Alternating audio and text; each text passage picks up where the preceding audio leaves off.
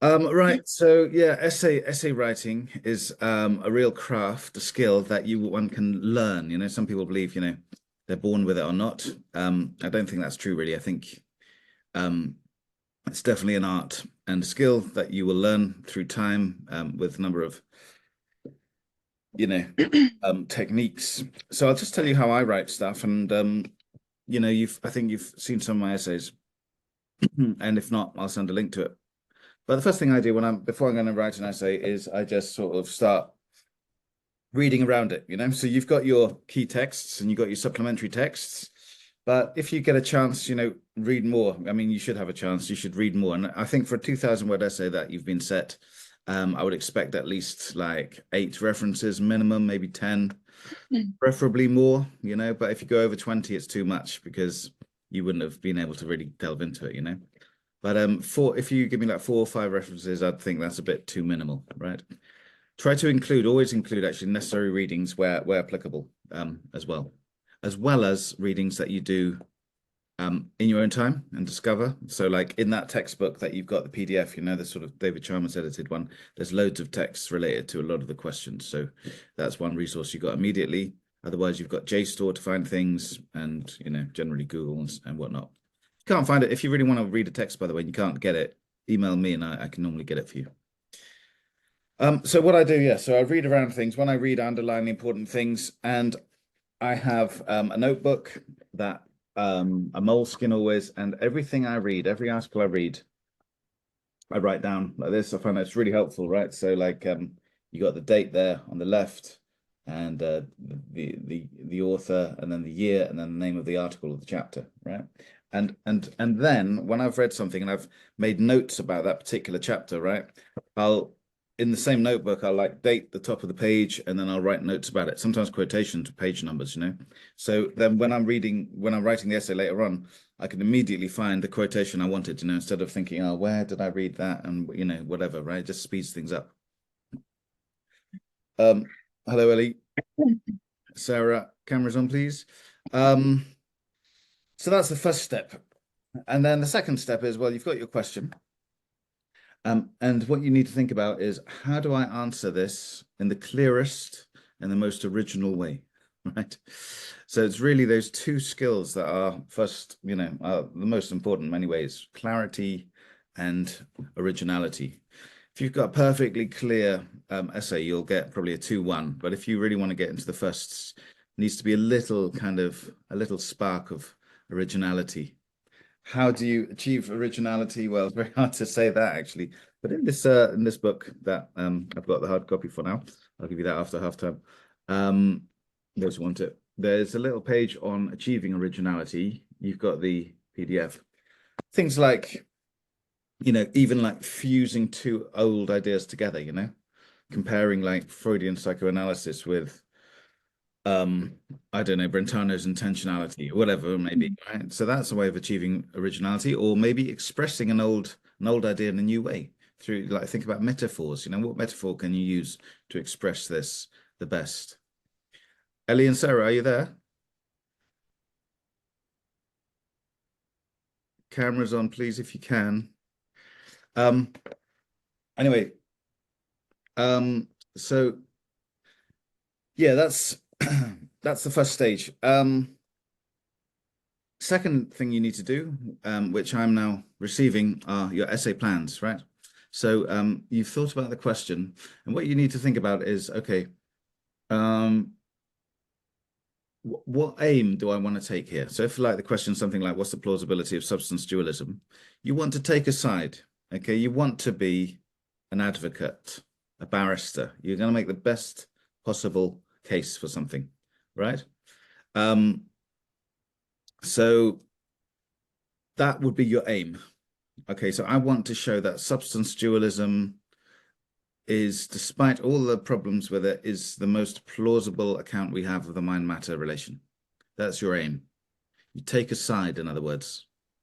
Don't be on the fence. Sometimes, you're going to have to say something like, well, although substance dualism is the most plausible account, it's still got a number of problems, but nonetheless, all of them do, or something like this, right? You nuance your answer, but you still take a position.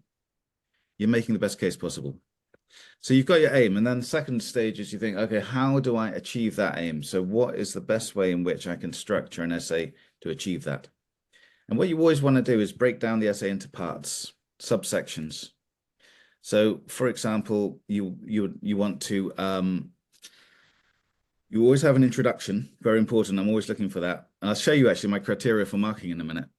Um, you always wanted an introduction, which basically has three parts. It has your aim, has the context in which the aim makes sense, like what is, why do we even care about substance dualism?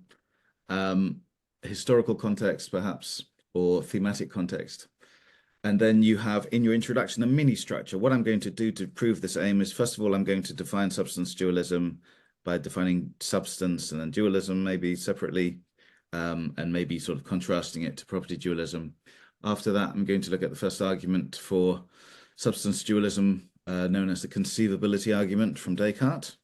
And then you've got quite a few paragraphs explaining that. Maybe there you want to add some originality with your explanation, like the metaphor, like I said, or considering a new angle on it, or maybe a new writer on it. You don't just base it on Descartes. You bring in Fieser, that literature you've got, or Ralph Weir, whatever. And so you've explained the conceivability argument, and then after that, you've got the criticism. So first you've got the thesis, then you've got the antithesis, the criticism. So then you say the first problem with the conceivability argument is blah blah blah, maybe a few paragraphs, but then you might want to consider a counter criticism to that.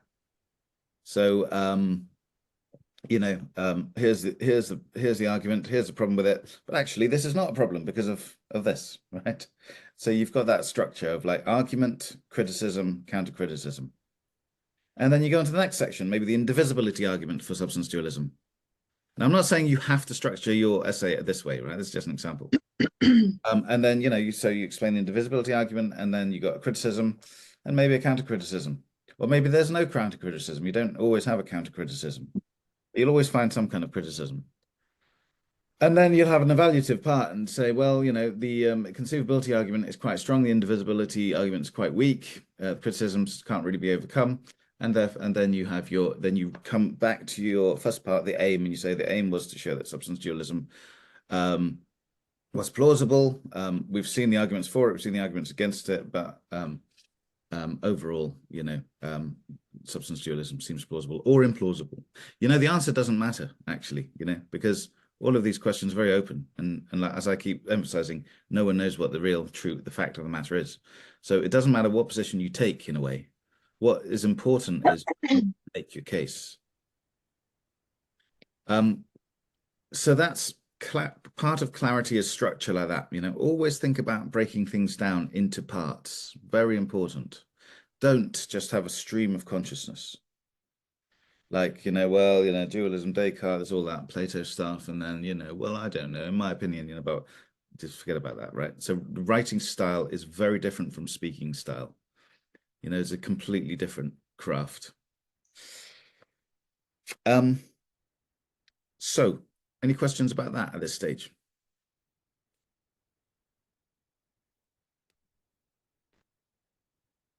No? Okay, I'll continue.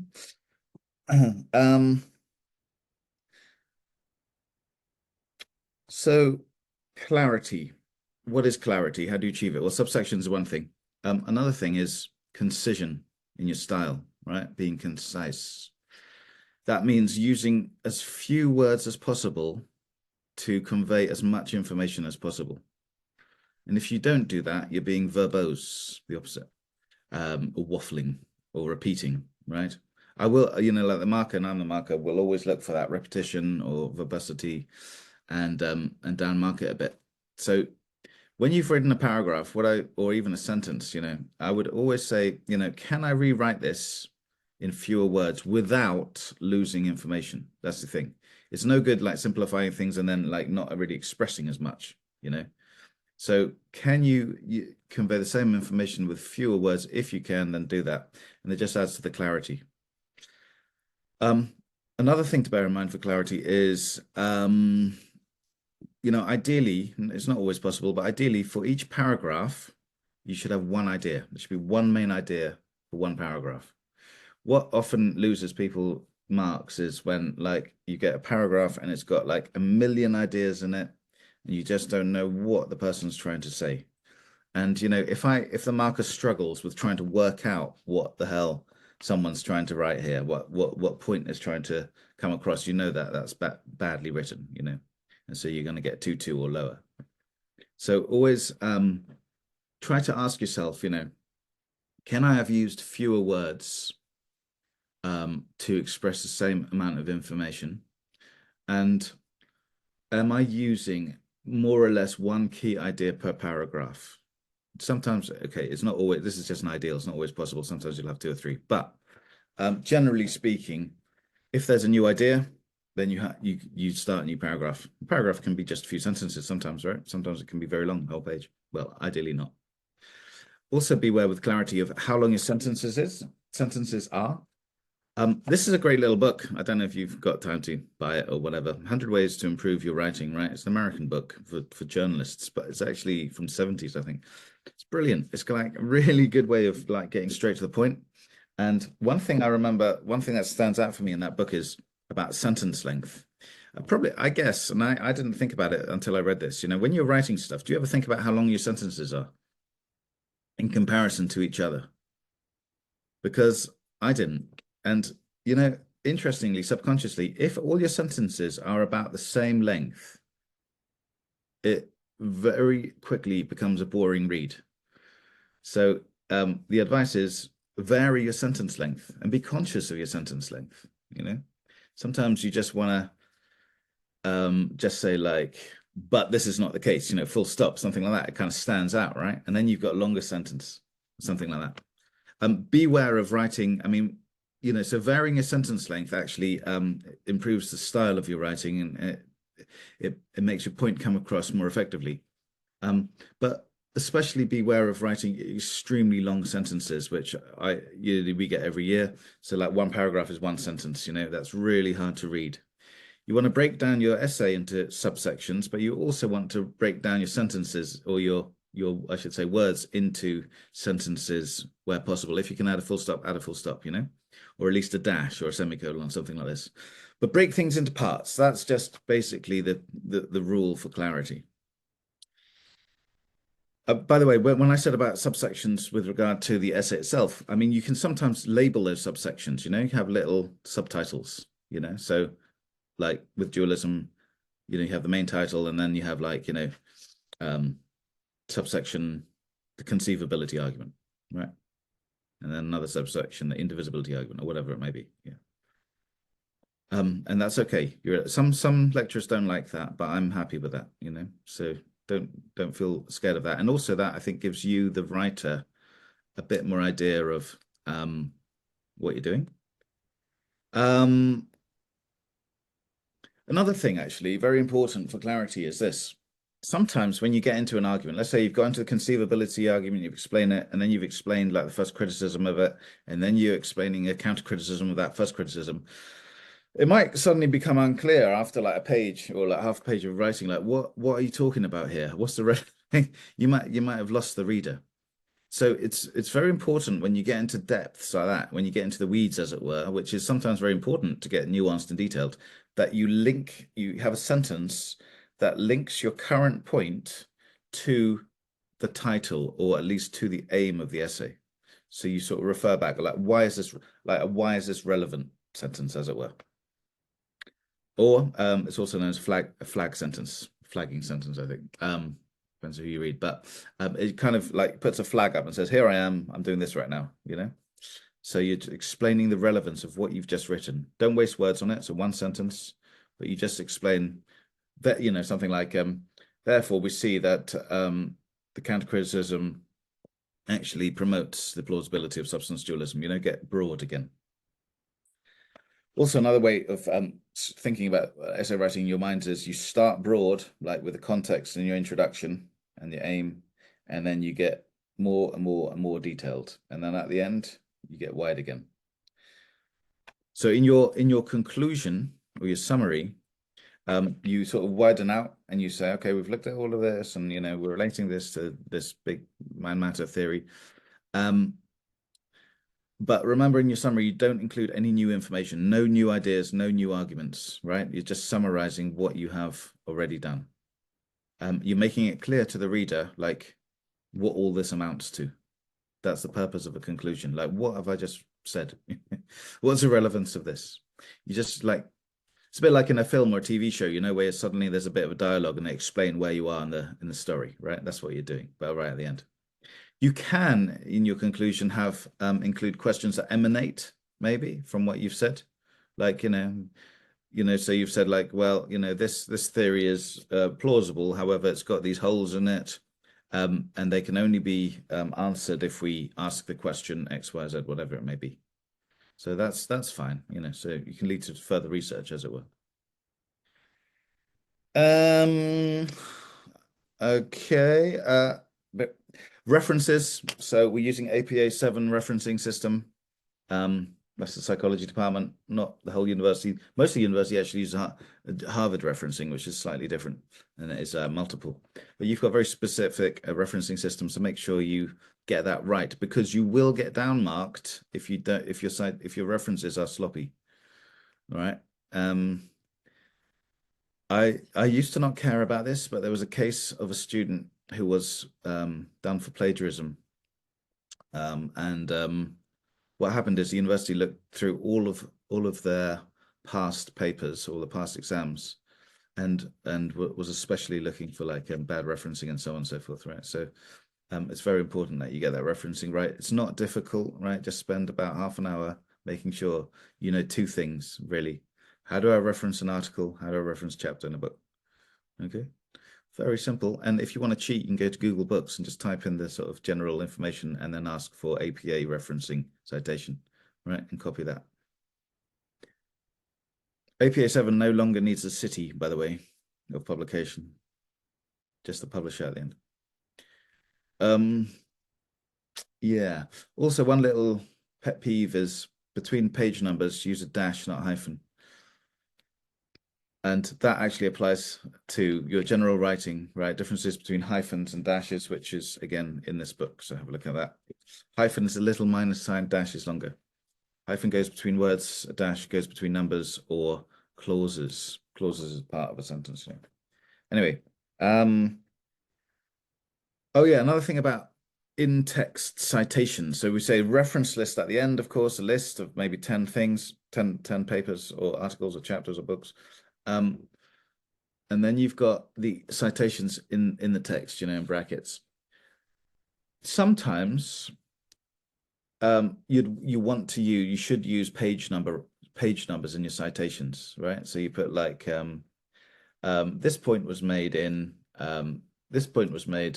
20 years ago, and then you put in brackets like Hughes, comma 2004, comma pp dot 50-62 or 50-52, I should say, right? So specific point in a paper.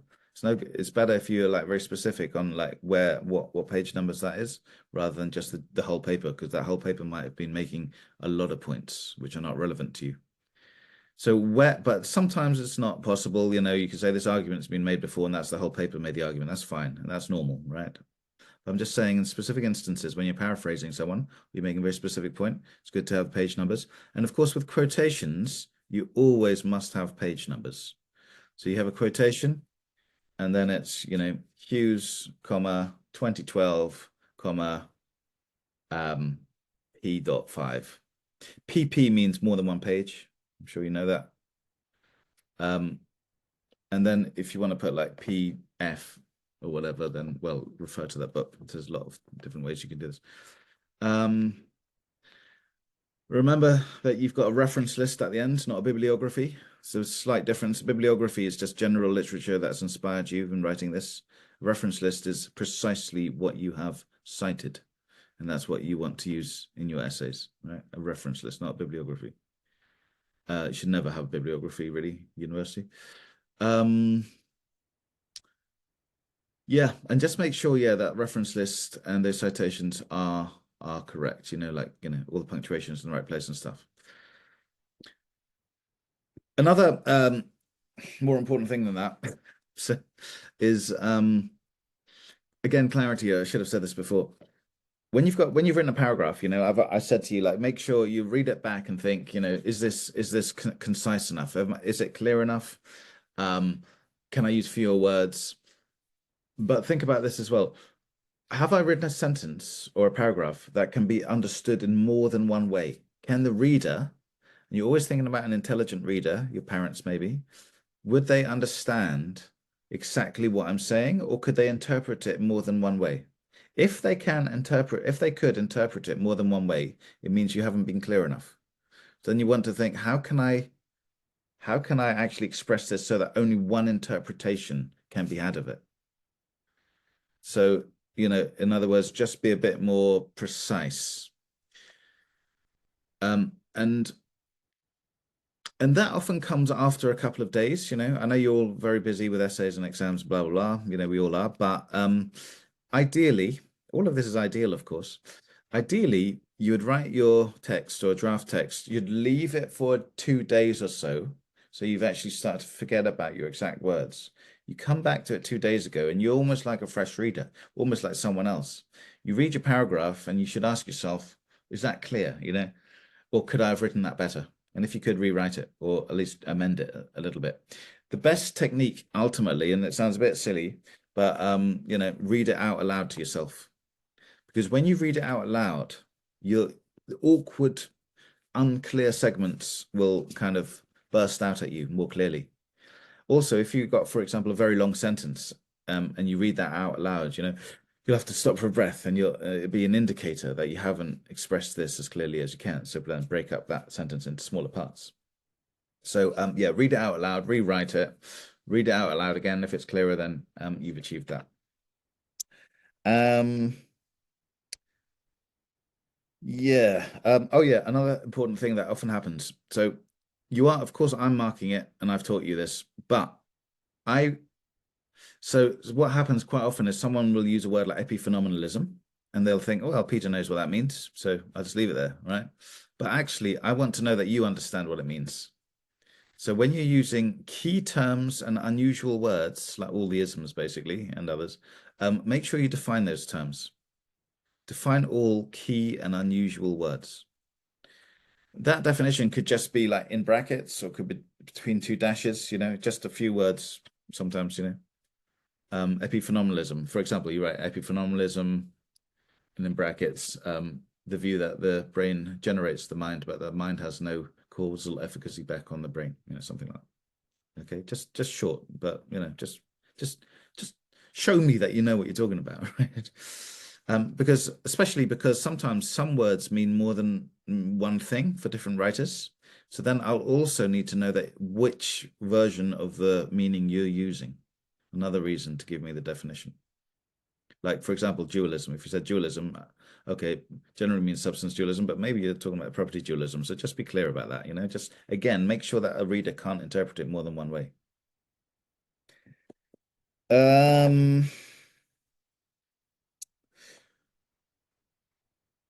Chat is a chat. Camera's broken. Okay, no worries. Right. Okay, so I've got now some questions written to me. Was that you who wrote it to me? Anyway, Pardon? did you email me some questions? Was it you? Yes, I Okay. did. Got a Okay, so I'll long go through those. list. Sorry. That's right. That's good. That's good actually. But before I read those out and answer them, does anyone else have any questions at this point? I have a quick question. Okay. So when you were talking about paragraph structure and you were saying making a point, then making a criticism, and then a counter criticism, should that all be in one paragraph or are they different points and should be Different separated? should be Okay. separate. When you're not, when you don't know whether you should separate it or not separate it, right? You can't go wrong with separation, right? So if in doubt, separate. That's to be safe. Okay. Any other questions? How many points like overall are we Thank you. making?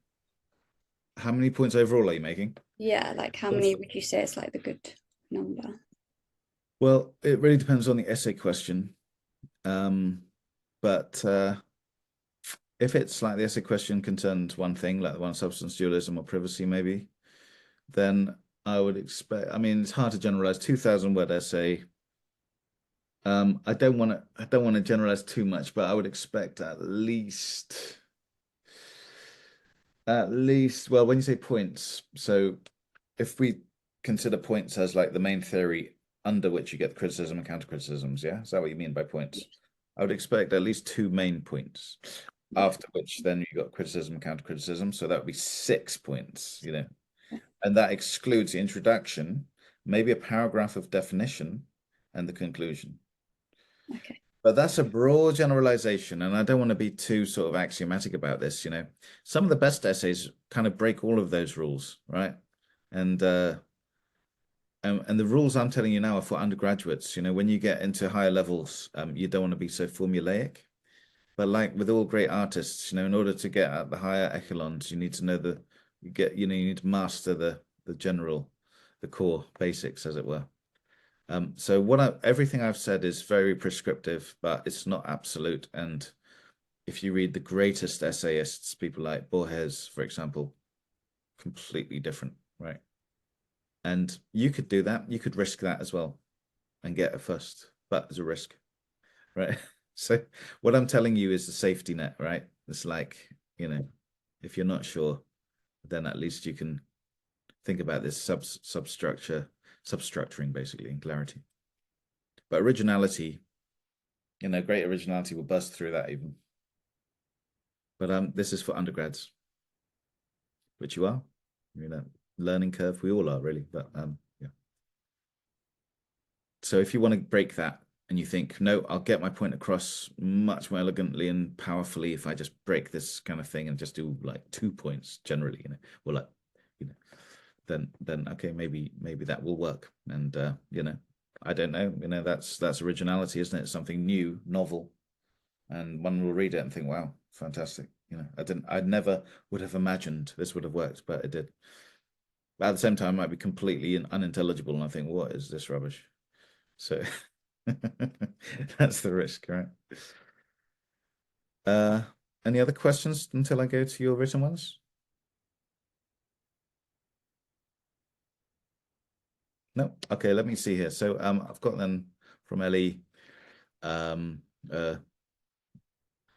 of the Ellie's, these questions. I'll just read them. Should you want to read them or shall I read them? You're on mute. I'll read them as fast, isn't it? Yeah. I don't mind if I'll read them and I got them right here. Okay, 1. Should the focus be more on specific philosophers' views or key figures, e.g. Chalmers, McGinn? Or would it be better to engage with broader frameworks within the mind-body debate? I'm not sure if this question makes sense. No, it makes sense, yeah. I'd say generally thematic, not people, but sometimes the people are so famous and so the theme is so much based on them that you would use them, like Descartes, for example, big ones like that. But generally, I mean, it's hard to say. I would use both, both use like Chalmers' view, McGinn's view, but also the broader frameworks. The broader framework will also come in the context, that's always a broader framework that you'll put at the beginning. Don't waste too much time on that context, by the way. I would really mean like 2 sentences, really max, 2 or 3 sentences, absolutely max. 2, how much, if at all, should I engage with scientific perspectives, such as neuroscience or cognitive science? Or would it be best to primarily stick to philosophical arguments? Well, the actual essay should be philosophical. In other words, like an argument. Yeah, here's point 1, here's the argument against it. So the format should be philosophical, but absolutely, if you've studied stuff in other modules like neuroscience, for example, and that is relevant to the question, by all means bring it in. In fact, that shows the originality.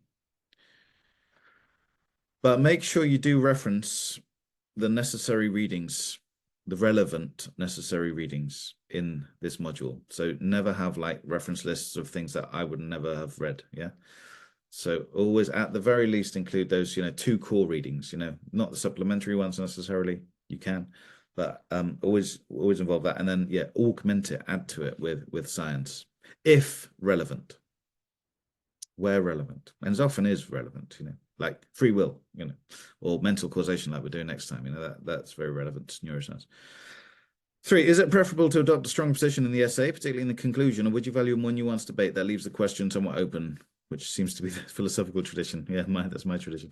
I think you hinted at this during one of the lectures, but I thought, okay, so I've kind of gone through that yeah, you do want to take a position, but at the highest marks, it will be a nuanced position. So like a great advocate, a great barrister will make a very good case for something, and it will be good because it is nuanced. I'm talking about, the highest level marks. It's very difficult to achieve that. Very difficult. Are there any common pitfalls or misunderstandings that students tend to encounter when discussing the mind matter problem that I should be aware of? Just make sure you have defined mind and matter if you're talking about that, as best you can, Some people just assume that one knows what they're talking about when they say mind or consciousness, yeah. And as we are aware, there are many definitions of that and problems with it. So just be clear on what you're talking about. So yeah, just again emphasize this with these essays. Defining terms is very important. Are there any lesser-known philosophers or perspectives you recommend exploring beyond those discussed in the lectures that may enhance understanding and strength of the essay? Yes, many. I mean, I can't. Yeah, you'd have to. What I recommend to you is when you to discover these, you can do a Google search, of course, but with the essays, like in the main textbook, there will be references, a reference list, and you can find them there and explore that way. And that's generally how you find the literature. You start with the sort of broad essay, look at the reference list, and you read like one of those essays, and then that will have a reference list and takes you away into a rabbit hole. But you could also Google, what are the 10 most important essays on this topic, right? And then that will also give you a starting point. And then you can get those in JSTOR, generally 95% of them. Would non-Western philosophers' perspectives be useful here? Yes. To what extent? I'm concerned about veering off in the wrong direction. Additionally, where is the line between what is considered scientific in philosophy and what might fall into spiritual or metaphysical ideas that science tends to frown upon? I'm a bit confused about how to ensure the essay remains within relevant, arguable boundaries, as this seems quite different from psychology here. Well, philosophy is kind of like a bit of a mixture between mathematics and art, right? And it does overlap with the spiritual, as we saw, substance dualism, but it also overlaps with logic, as part of philosophy. So it's a kind of what I think philosophy values mostly is rational debate, right? So like good arguments. So if there is a spiritual tradition that is related to the essay, maybe with, then that's fine to bring in, but you can't say that, something like, substance dualism is the most plausible because it coheres with, I don't know, the Sufi tradition or something like this, right? That's not an argument, right? That's just like, well, okay, maybe it coheres, doesn't mean it's correct, right? So there's always that to keep in mind, always back up your position, always try to defend your position using logic rather than a tradition or an ideology or an opinion. Not interested in opinions, not interested in traditions so much. That's more history. We're just interested in the truth. That's a kind of debatable word in philosophy itself. Anyway, what level of technical terminology is expected? A clear argument demonstrate my understanding of the topic be sufficient. Well, technical terminology is the point of technical terminology is to be concise. So instead of a sentence such as, I have the view that the mind is, well, it's kind of difficult because you have to define it. But what shall I say? Hard to generalize here. I would expect you to use like the terminology I use on the slides, so like, for example, inductive predictability, theoretical predictability, like from yesterday, and all the isms that come in. More than that, no, I wouldn't really expect you to go beyond that. But at the same time, I would expect you to use more readings than I can go through in class in 2 hours, So, and that might include new terminology, but as long as you define it very quickly, that's fine. But it's fine to use all the terminology you want as long as it's clear to the reader. And remember, you're always writing to the educated, the thoughtful reader. That's your target, not to me. Although you are essentially writing to me. Last question here. What are the expectations regarding sources of information? In psychology, we primarily use journals, and books are often discouraged. Terrible. Are books considered valuable and reliable sources for this assignment? Yes. Or would you recommend otherwise? Are there any specific sources of commentaries you would suggest? Books are, in philosophy, not frowned upon at all. In fact, they're usually the best, sources. So that's fine. I mean, you wouldn't use a whole book. You'd use chapters maybe, or even just a few pages from it. But don't hesitate to use books. I remember last year, a student asked me, can we cite, it made me laugh because it's so different from philosophy. Can we cite texts that are more than 10 years old, right? And in philosophy, we're citing Plato still 2,500 years old, right? So that's absolutely fine. Sometimes some of the best arguments in philosophy are from the 1950s or whatever, right? Absolutely fine, because philosophy doesn't progress at the speed of science. It's very slow, really, because you get a big fashion about something and then it just collapses and you start again, right? So don't worry about books. Don't worry about the age of books. But articles, there's loads of articles as well. And so what was you saying? Are there any sources or commentaries you would suggest? So generally in philosophy, the Stanford Encyclopedia of Philosophy is well respected, actually. It's free online. It's like a philosophy Wikipedia, but it's much more advanced, and it's written by professional philosophers. So that's a very good source of information, Stanford Encyclopedia of Philosophy.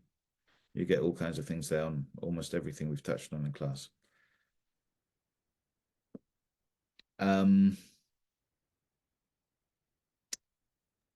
There's also, by the way, don't forget, I created a YouTube channel for this course that I mentioned at the beginning of the course. I'm sure you've all forgotten about that, but that's got. I do follow that. Oh, you do. Okay. Exponentials. So that's got loads of playlists about videos related to the topics. If you'll find the link on the module information document on the pile of module information on the course. So that's just additional information, but generally I get a JSTOR to get my articles. I think that's the easiest way. Yeah, and that's the end of your questions then. Thank you. Thank you very much. Does that answer them? Yes. You're satisfied with that? Okay, good. Yes, thank you. Okay. Quickly, just before you go, I'll let's see if I can share my screen here a second with something. Can you see this? Can you see my shared screen? Yeah. Oh, that's your. Oh no, that's the wrong. That's your thing. Right. Here we go. These are when I'm marking, right? Your essay comes to me through Turnitin. And what Turnitin does is it checks for anything plagiarized. So any copied sentences, it will flag up automatically. AI as well. Don't use AI, by the way. That's another thing I should say. If you use AI, right, it could land you in not that I'm sure none of you would, but it has landed some students in extreme trouble to the extent where they lose their whole degree. They wasted all their time. If a student, and again, I'm not accusing you of doing this, but just generally speaking, if a student is accused of using AI without citing it, you have to do a viva in front of a panel, a spoken test where you'll be asked about the essay and what you mean and stuff like that, and then it goes, it's just not worth it, right?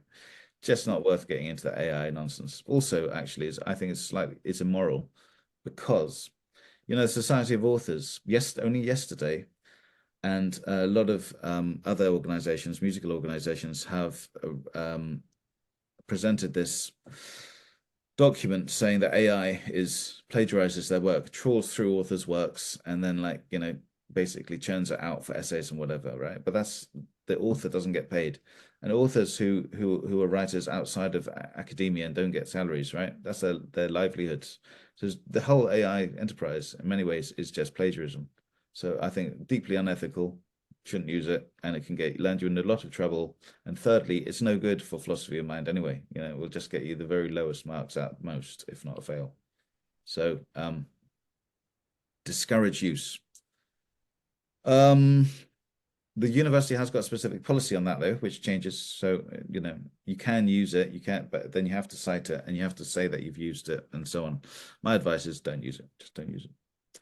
Don't need to. No students used it until the last couple of years, you know, and they got firsts and good marks. So it's not necessary.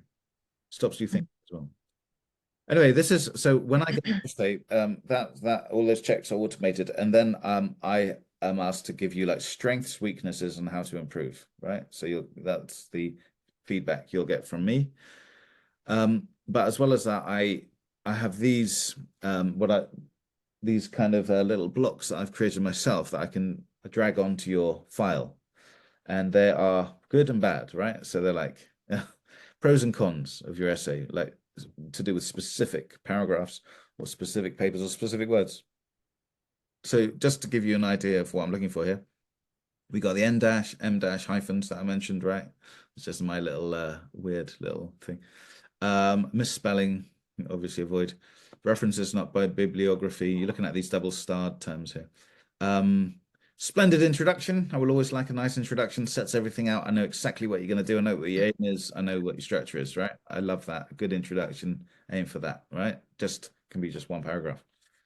Well, no, not one paragraph. Yeah, a few paragraphs usually. Splendid context within the introduction. Page numbers sometimes missing, especially for quotation. Remember, for quotation, by the way, the rule is if it's more than 2 sentences, it's indented. Yeah, that's the rule. If you're quoting 1 or 2 sentences or just parts of a sentence, then it goes within the body text. But more than 2 sentences, you know, it's indented to the right as a block. Apostrophe missing. That's just bad grammar, by the way. Yes, you mark down on slightly, so be careful of that. Italics. Books are put in italics. Papers are put in inverted commas. Did you know that? So when you're writing the name of a book, like this one, H.W. Fowler, A Dictionary of Modern English Usage, that would be in italics, whereas an article would be in apostrophes, not apostrophe, in inverted commas. By the way, this book is great if you really want to get like, it's a thick old book, it's 100 years old, but if you want very good British English, when to use like, you know, ISE rather than IZE at the end of a verb, you know, this has got all the details. Also, this book is this modern standard British rule book. New Hart's Rules is Oxford basically, Oxford English, and it's like standard for grammar and writing and so on and so forth, right? So it's really useful. I refer to it quite a lot. Anyway, numbers under 100 should be spelled out. So you wouldn't put 9 cats, like 9, the number 9, you'd write N-I-N-E, anything under 100, unless it's like a measurement. Clear and concise explications as a pro. You've been very clear and concise. Novel point. You've been original for you know, to get a first, you need to be original. You know, some form of originality. I won't go through all of these. Awkward wording. I often drag that in. It's like I don't really understand your sentence here, or I can interpret it in 3, 4 ways. It's just too awkward. Doesn't really make sense. You'll be marked down on it. Paragraph break. When unsure, break. Like I said. Colloquial. Yeah. That means informal slang. Don't, you know, like I said, writing is an art form separate from speaking. You want to be formal. Don't even use contractions like don't, do not. There we go, contractions. Oh yeah, if you're going to make a very strong claim, have at least a reference, if not an argument for it. If you say something like, you know, as everyone knows, epiphenomenalism is false, right? And then you move on. You're like, whoa, hold on a minute. You know, although I might agree with that, or maybe not, but even if I did agree with it, it's a very strong claim. You're going to at least have to have a reference to an essay which claims that no one believes it anymore, something like this, right? If not an argument against it. So be very careful of that. Don't be too dogmatic. Don't be too, very easy for students to be dogmatic about their beliefs and opinions, right? As you get older, you generally mellow down because you see like issues with things, right? So just you know, reference any strong claims. Fair critique, it's good. Unclear comes in a lot. I don't know what you're talking about. Expressed well, the opposite. Repetition always to be avoided. If you've come to like 1,900 words and you think, oh, but I've got 2,200 max, but you've got nothing else to say, just stop there. You'll get more, it'll be much more respectable if you stop there than repeated a point again just to make up that. And by the way, although it's 2,000 words, yes, you get 10% leeway, but you don't get more points just because you've written more, right? It's quality, not quantity. Essays at even 1,900 words can get firsts. But if you've done less than 10%, like 1,700, 1,700, then that's not good, then you've actually written too little. Remember, word count includes in-text citation, but excludes reference list. Publication details missing, don't mess up because you've missed some publication details in the references, Like I said, it's not difficult, just don't be lazy about the references. Define terms, again, very common mistake. Interesting point. Reference, question mark? Like you need to have references when you make claims. I mean, in a professional article, you'll have more than one reference per sentence, But you're not at that level yet, so don't worry about that. But, more than fewer references is good. Researched well. Now, I like to see when people have actually put in the effort to, look into the subject a bit more detail than what they get on their reading list. If you reference a book that is, relevant but maybe unknown, great. Referencing errors, very common. Don't waste marks on that. Elaborate. You've made a point, but it's just too small. You need to say a bit more about it to make it clear. Depth of analysis attained, right? That's an unusual one. That's when a student gets really deep into something and has really understood nuanced points and expressed them clearly. That's how you'd get a first. Questionable assertion. You said something which is well, it's not necessarily true. Why do you think that? Verbose is the opposite of concise. Old books, I mean, there's rules here, right? Generally, you use the date of publication. Like if you're going to do Descartes, use 2012. That's maybe the edition you've got. But write in square brackets the original date of publication, because otherwise it can seem really weird that Descartes wrote this a few years ago. You can write it like that, or you can write it like that, 1641/2012. Vague, don't be vague, be more specific. Anyway, so those are things I'm looking for when I'm reading your articles, as well as structure, the clarity, the originality, and so on. So that went more than us. That's 50 minutes rather than 30 minutes, right? So easy to drag on here. But yeah, it's I think our essay writing is really, I consider it an art form, like painting or composing a piece of music, right? Just like a painting or music, whatever, it's got there's a composition to it, There's a style you can have, a certain personal style that you develop, and it's kind of fun to cultivate that. Right. So that's it. Any final questions or issues? I think someone put a question in the chat, if I'm not wrong. I'm not sure if the answer you have answered those. Good point. Yeah, no. Okay, right. So let's see it. Should a criticism make up one paragraph, or can you include criticism and counter-criticisms as points within a paragraph about your argument? I would say, again, break it up. When unsure, break it up. So you can have short paragraphs, like 3-sentence paragraphs, fine. It's not a very important rule, but yeah, just try to break things up as much as possible.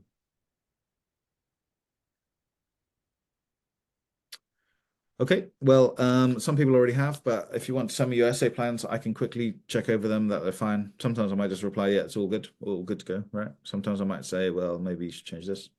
But, think about your plan. Before you just write it down, think about it, yeah, in terms of aim and best way to attain that aim. What subsections you're going to have. And once you've done that, writing it is relatively easy, just filling in the gaps. So that's the important bit, right from the start. That structure, that essay plan,